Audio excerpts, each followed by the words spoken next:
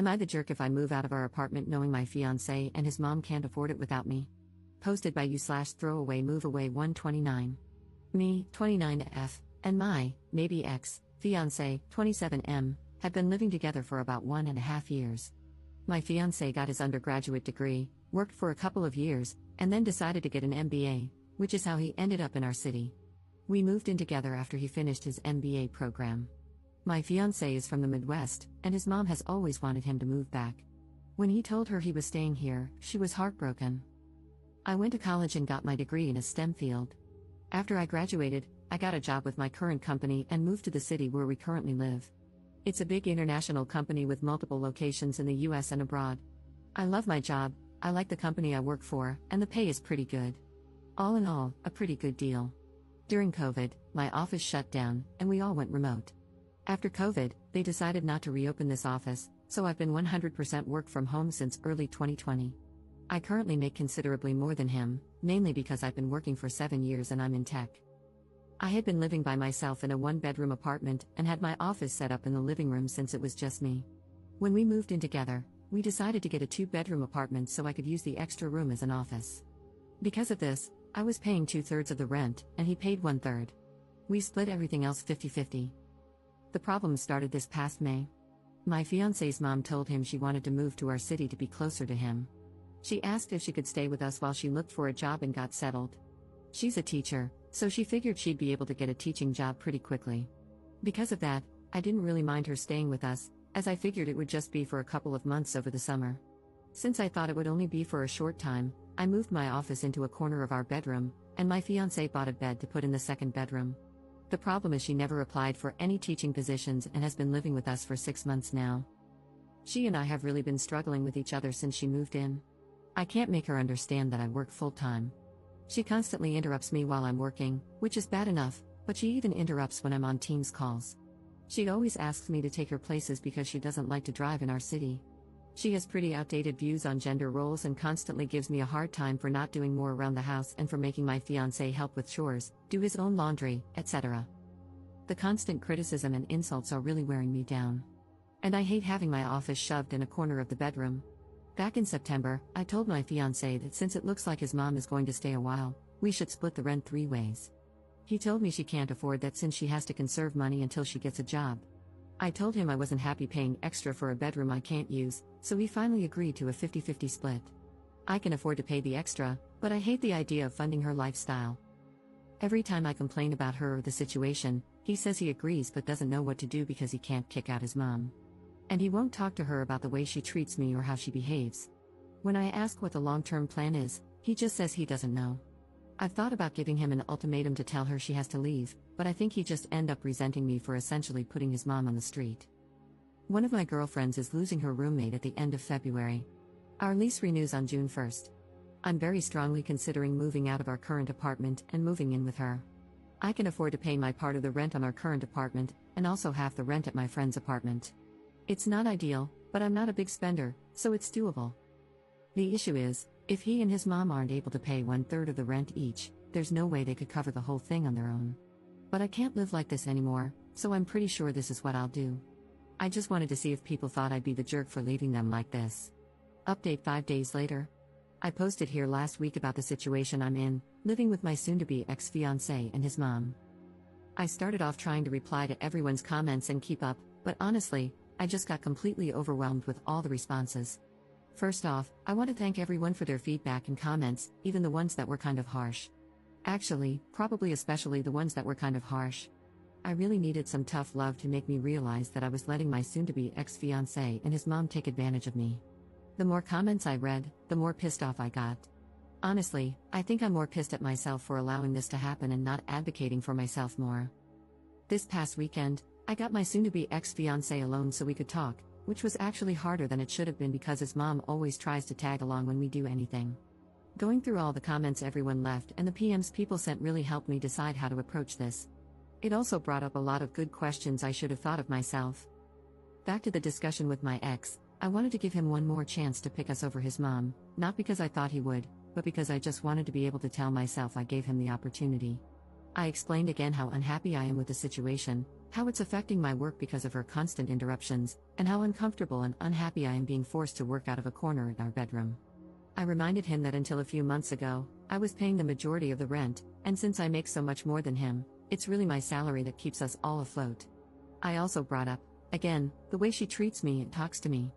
And he replied the same way he always has. He agrees it's not right how she acts and that it's really uncomfortable for all of us. WTF, I don't care if she's uncomfortable. Previously, I would have dropped it there.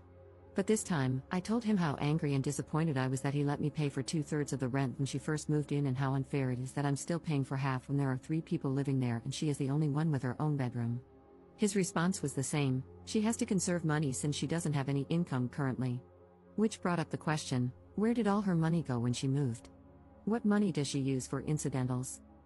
Evidently, when she got divorced, she asked for the divorce after my ex went off to college. It doesn't sound like her husband/ex's dad wanted the divorce. His dad bought her out of the equity in their house.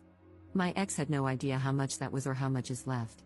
But until she moved here, she was working full-time as a teacher and living in a small apartment, so she shouldn't have had to tap into the divorce settlement money much. Other than that, my ex didn't have much insight into her finances beyond what she told him, that she has to conserve money. I told him straight up that I'm moving out before the end of the month. And from now on, I'm only paying 25%. As some commenters pointed out, she has a whole bedroom while I have to share with a man-child, so she should be paying twice as much. After I move out, I'm not paying for anything else, no utilities, no food, nothing other than rent.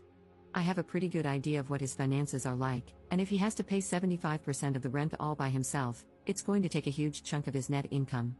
After he pays utilities and buys groceries, there won't be anything left for incidentals. Rent was due on the 1st, but it's not late until after the 5th, so he has 2 days to come up with the money. If he doesn't and I end up covering it, I'll reduce the amount I pay in future months. The only reason I'm going to keep paying any of the rent is that even after I move out, I'm still on the hook. I talked to the leasing office, and they explained that since my ex and I signed a single rental agreement together, i.e., one contract we both signed rather than 2 separate contracts, we are both responsible for the rent. They don't care who actually pays, as long as it gets paid. The only alternative would be if he agrees to sign a new lease by himself, or together with his mom. But in all likelihood, he wouldn't be able to pass the credit check on his own, so I'm kind of stuck. I don't think he'll do anything stupid, though, because he's going to need to find somewhere to live after this, and a collection on his credit report wouldn't be good. I also told him that I'm going to find someplace else to work during the day until I move so she can't bother me. My friend, whom I'm moving in with, said I could work at her place during the day since she and her current roommate have in-person 9 to 5s. I took her up on that for now. After living with his mom, I'm not about to overstay my welcome, so I'm going to find some other options to rotate through. Someone suggested checking out the public library, or if it comes to it, I'll get a membership at one of those WeWork type places.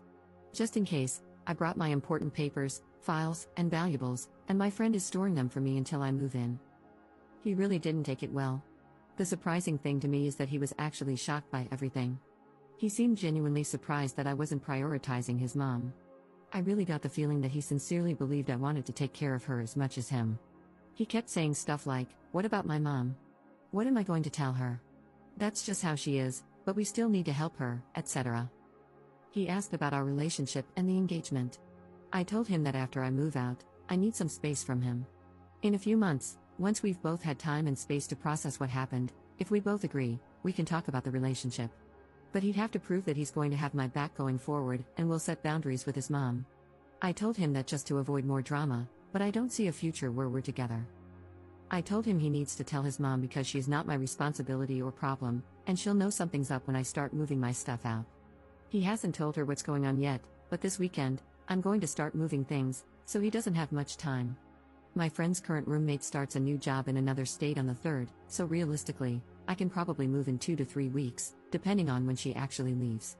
I don't expect him to do anything bad, other than sulk and complain, but if he does do something stupid or doesn't pay his part of the rent, the ace up my sleeve is that I'll tell the leasing office his mom moved in, which is prohibited in the lease. Honestly, getting evicted would solve a lot of my problems right now, so it's a pretty valid threat, I think.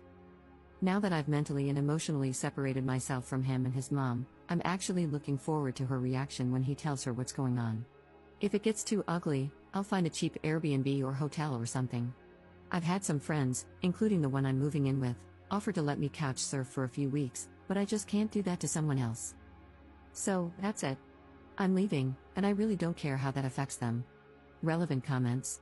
Commenter. The thing about him sincerely believing you wanted to take care of mom is pretty standard when someone has an enmeshed relationship with their parent. When you think of a romantic partnership, you think of two people working together to build a life for themselves. When the enmeshed person thinks of a partnership, he thinks of having someone with whom to share the burden of his enmeshed relationship. And the truly sad thing is that he probably cannot perceive how skewed his perspective is. His normal meter didn't break, it never worked in the first place. It's sitting in the back of a closet, buried under a bunch of old coats. Ops response. I mean, that explains a lot. But honestly, that is just so effing sad.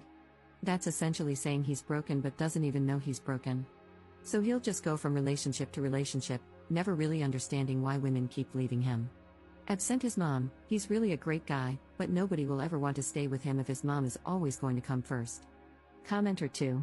You already let her stay well past the agreed upon time, and they should be grateful for that instead of being mad that you're finally putting your foot down. Did they honestly have no other plan? Was this supposed to continue indefinitely? They're about to get a rude awakening, but it's no less than they deserve. Ops response. That is a great question. I have no idea what the long-term plan was. Every time I brought it up with my ex, he would say things like, we'll have to make sure she applies for next school year, but he would never talk to her to tell her that. Plus, even if she does get a job for next school year, that isn't until September. And realistically, it would be another month before she starts getting a paycheck. There is no way I'd stay in this situation for another 8 months, I would end up in prison. Commenter 3. To clarify, she has enough money from the divorce settlement for her own personal expenses but won't even pay her share of the rent? Ops response. That is exactly how I interpreted what he said. I don't know what her grand plan was. She's in her mid to late 50s, I think. So if she was planning to mooch off me and her son until she could officially retire, it would be another 5 to 10 years. I don't know how she expected that to happen.